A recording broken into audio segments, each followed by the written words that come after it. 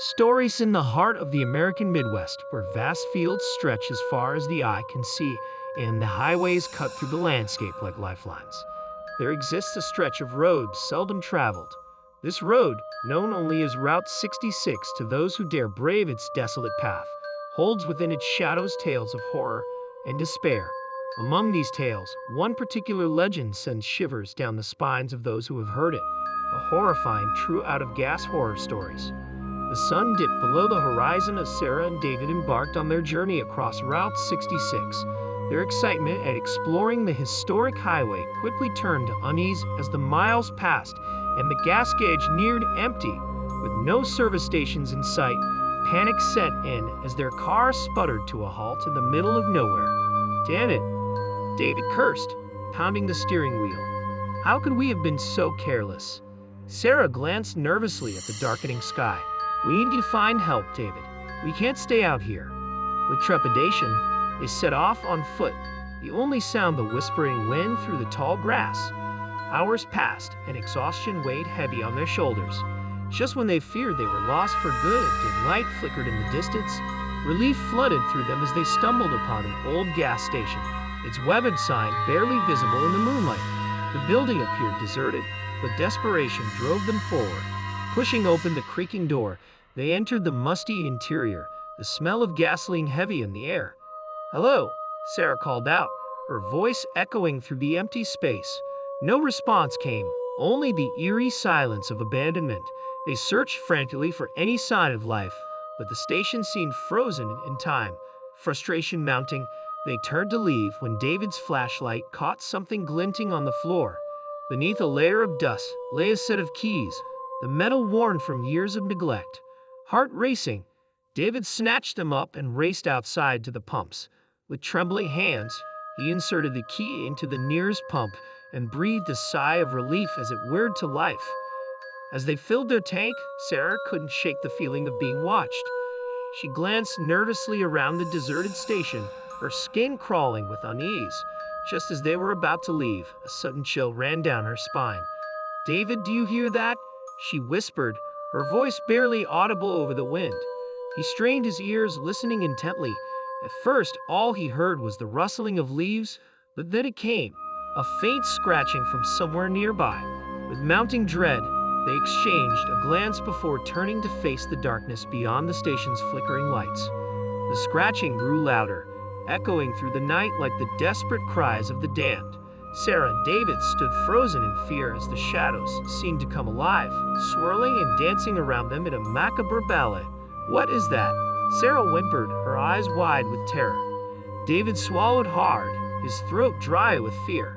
"I don't know, but we need to get out of here, now." They raced back to their car, the distant howls of the wind masking the sound of their pounding hearts. With trembling hands, David fumbled with the keys, praying the old engine would roar to life. Miraculously, he coughed and sputtered before finally starting, the headlights cutting through the darkness like a beacon of hope. As they peeled out of the gas station, Sarah cast one last glance over her shoulder, her breath catching in her throat. In the dim glow of the fading lights, she saw them, the shadows lurking at the edge of the darkness, their eyes burning with malice. With a shudder, she looked away, but their haunting gaze followed her, searing into her soul like a brand.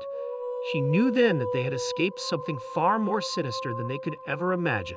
Weeks passed, and Sarah and David tried to put the horrors of that night behind them, but the memory lingered like a festering wound.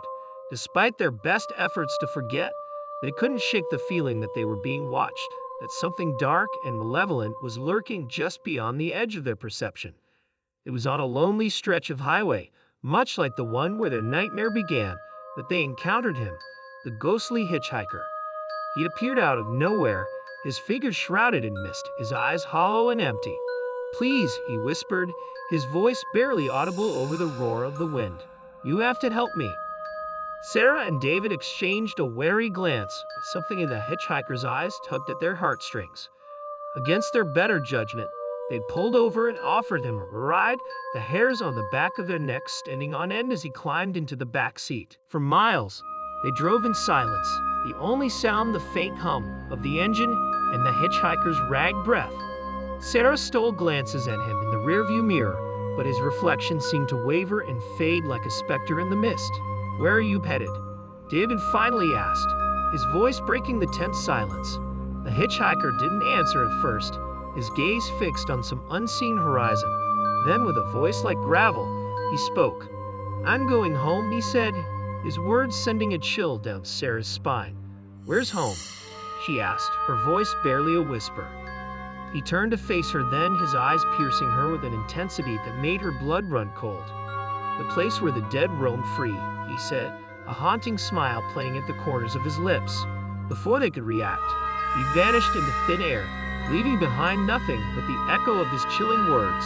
Sarah and David sped away, their hearts racing with fear and uncertainty. As the miles stretched on, Sarah and David found themselves drawn deeper into the heart of Route 66, their journey becoming a descent into madness and despair.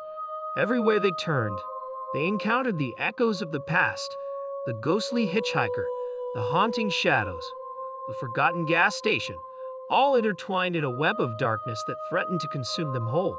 Desperation clawed at their minds as they struggled to find a way out, but Route 66 held them in its thrall like a spider ensnaring its prey. They tried to leave to escape the curse that bound them to this desolate highway, but no matter how far they drove, they always found themselves back where they started. Time lost all meaning as they wandered the endless expanse of road, acidity slipping away like grains of sand through their fingers. Sarah began to see things. Phantoms lurking in the shadows, whispers on the wind, faces staring back at her from the darkness. David tried to reassure her, to convince her that it was all in her mind, but deep down, he knew the truth. Route 66 was alive with the spirits of the damned, and they were its latest victims. As Sarah and David pressed on, their spirits battered and their resolve waning, they stumbled upon a sight that chilled them to the bone. A graveyard nestled beside the highway, its weathered tombstones standing as silent sentinels in the moonlight. "We need to keep moving," Sarah urged, her voice trembling with fear. But David couldn't tear his eyes away from the graveyard, a sense of dread coiling in the pit of his stomach. He knew they were drawing closer to the heart of Route 66, closer to the source of the curse that held them captive. With a heavy heart, they pressed forward, each step weighed down by the burden of their past. The air grew thick with tension as they neared their destination, the darkness closing in around them like a suffocating embrace. At last, they reached the end of the road, a desolate stretch of highway shrouded in darkness, where the echoes of the past mingled with the whispers of the wind.